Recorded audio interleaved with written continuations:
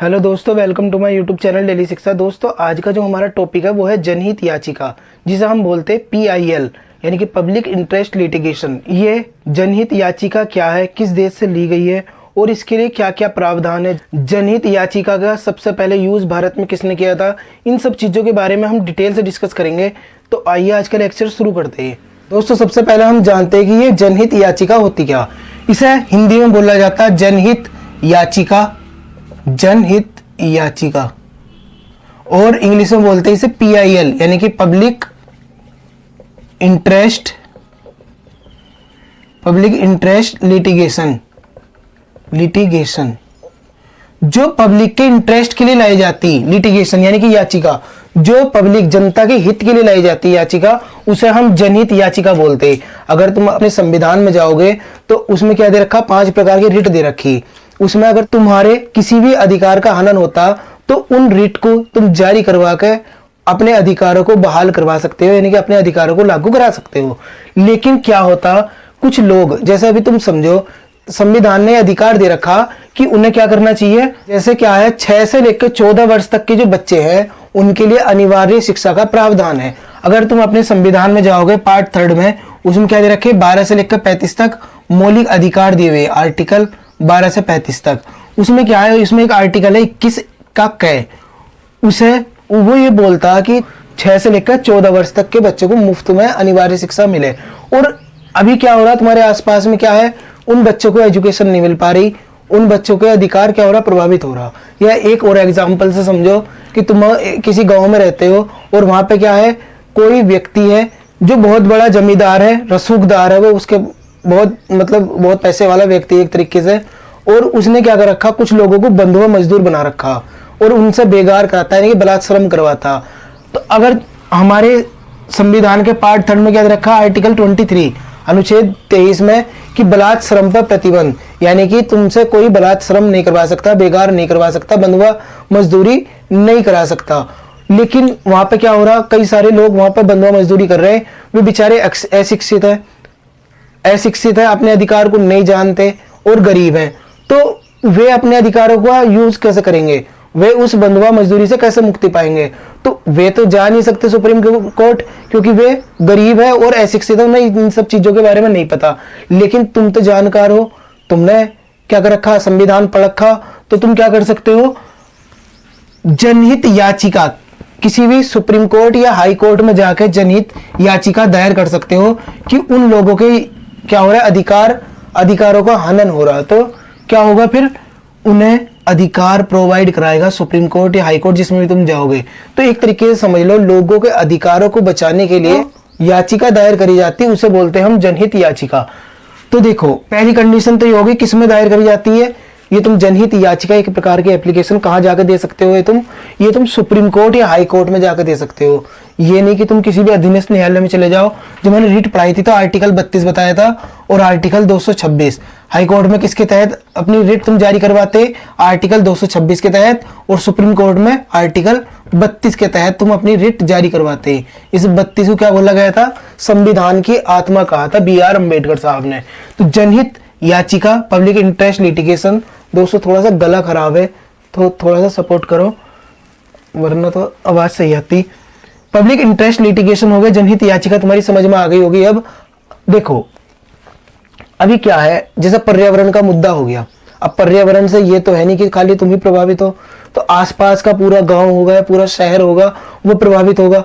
तो उनके हितों को लागू करवाने के लिए, उनके अधिकारों को बचाने के लिए हम क्या कर सकते हैं, जनहित याचिका दायर कर सकते हैं। जनहित याचिका कौन दायर कर सकता, पहली कंडीशन तो ये समझो, कोई भी भारत का नागरिक, ध्यान से समझना, कोई भी भारत का नागरिक, यानी कि तुम भी जनहित याचिका सुप्रीम कोर्ट में, हाई कोर्ट में दायर कर सकते हैं। उसका एक शुल्क होता है, 2000 रुपए की समथिंग था पहले, अब तो खैर चेंज होता रहता, तो इसमें कोई बड़ी बात नहीं, कम बढ़ती चलता रहता। लेकिन ये बोला गया है जनहित याचिका में कि अगर सुप्रीम कोर्ट या हाई कोर्ट को लगता है कि हाँ मुद्दा वाकई संवेदनशील है, तो क्या कर सकती है, वो निःशुल्क, सुप्रीम कोर्ट या हाई कोर्ट निःशुल्क उस याचिका पे सुनवाई कर सकती। यानी कि तुम जो याचिका दायर करने जाओगे उसमें तुम्हें कोई शुल्क नहीं देना पड़ेगा। तो ये है जनहित याचिका। और जरूरी नहीं कि तुम ही सुप्रीम कोर्ट में जाओ, अगर सुप्रीम कोर्ट के जज को लग रहा है कि यार ये मुद्दा संवेदनशील है, यानी लोगों के हितों से जुड़ा हुआ है या पर्यावरण से जुड़ा हुआ है, और वहां के लोग इन चीजों के बारे में ज्यादा अवेयर नहीं है, जानते नहीं है, तो सुप्रीम कोर्ट खुद भी अपने आप से भी क्या कर सकता, ऐसे मुद्दों की सुनवाई कर सकता है। आई होप तुम्हारी समझ में आ गया होगा जनहित याचिका क्या होती है। पब्लिक इंटरेस्ट लिटिगेशन, है ना।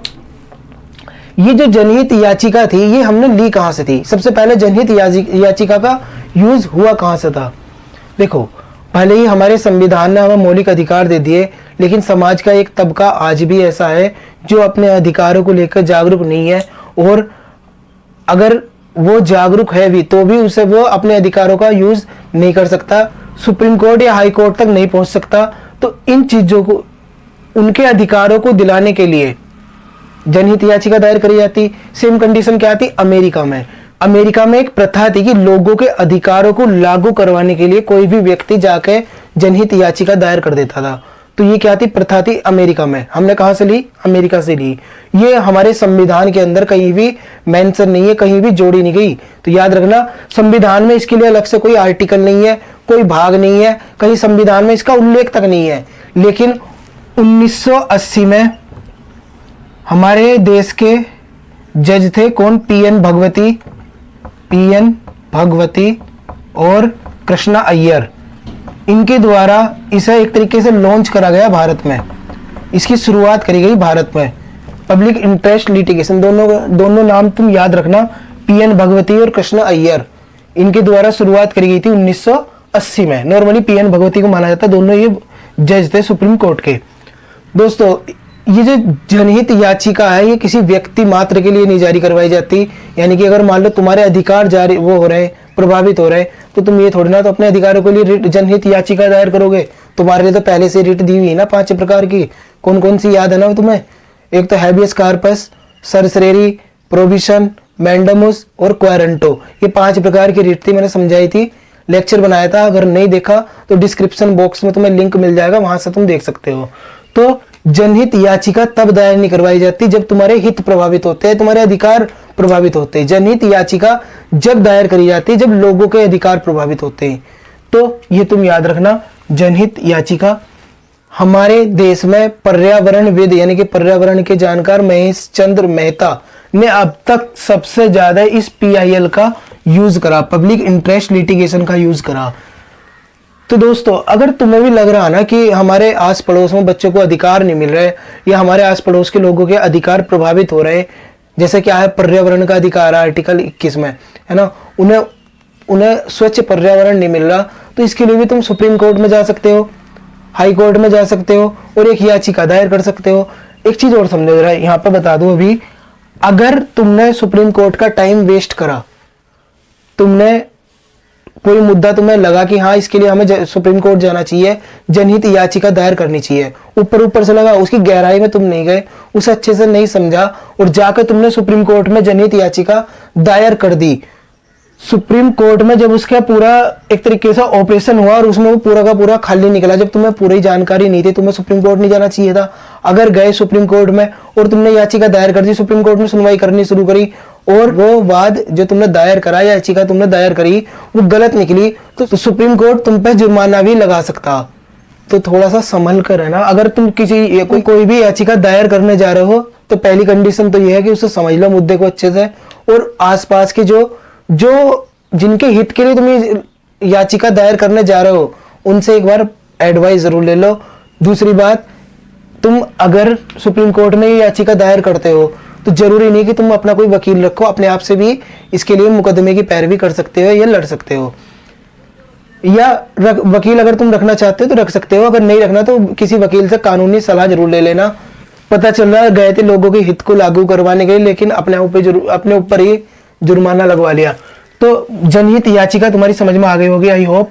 दोस्तों, ये देख लो जरा, हमने अभी तक पढ़ा क्या क्या है। हमने देखा जनहित याचिका PIL जिसे बोलते हैं, पब्लिक इंटरेस्ट लिटिगेशन, को सबसे पहले कहाँ आई थी ये, मतलब पब्लिक इंटरेस्ट लिटिगेशन का यूज सबसे पहले कहाँ करा गया था, वो अमेरिका में, और हमने हमारे देश में 1980 के दशक से शुरू हुआ, और PN भगवती को इसका जनक माना जाता। PN भगवती जो हम सुप्रीम कोर्ट के जज थे, इन्हें इसका जनक माना जाता है भारत में। कहीं पे पीएन भगवती भी आ सकता, कहीं पे कृष्ण अय्यर भी आ सकता, क्योंकि इन दोनों के द्वारा इसकी शुरुआत करी गई थी, तो ये तुम याद रखना।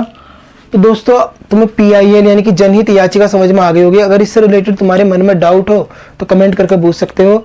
और अगर तुम्हें लगता है कि लोगों के अधिकार प्रभावित हो रहे और उन्हें वो अधिकार मिलने चाहिए, तो देखो एक बात मैं बताऊं तुम्हें, जब से जनहित याचिका आई तब से कानूनी सक्रियता बढ़ी, यानी कि लोगों को उनके अधिकार मिलने शुरू हो गए, चाहे वो किसी NGO के द्वारा लोगों को उनके अधिकार दिलाए जा रहे हो, किसी संस्था के द्वारा ये अधिकार उन्हें दिलाए जा रहे हो। देखो एक बात और यहाँ पे समझ लो जो छूट गई, जनहित याचिका किसी सरकारी संस्था और या किसी प्राइवेट संस्था के खिलाफ भी दायर करी जा सकती है। ये नहीं कि तुम सरकार के खिलाफ ही जनहित याचिका का यूज कर सकते हो, ये तुम सरकारी और प्राइवेट दोनों संस्थाओं के खिलाफ तुम इसका यूज कर सकते हो। तो दोस्तों आज का लेक्चर तुम्हारी समझ में आ गया होगा। अगर इससे रिलेटेड तुम्हारे मन में कुछ भी डाउट हो तो कमेंट बॉक्स तो ओपन है। मिलते फिर नेक्स्ट लेक्चर में, तब तक के लिए थैंक्स अ लॉट। जय हिंद।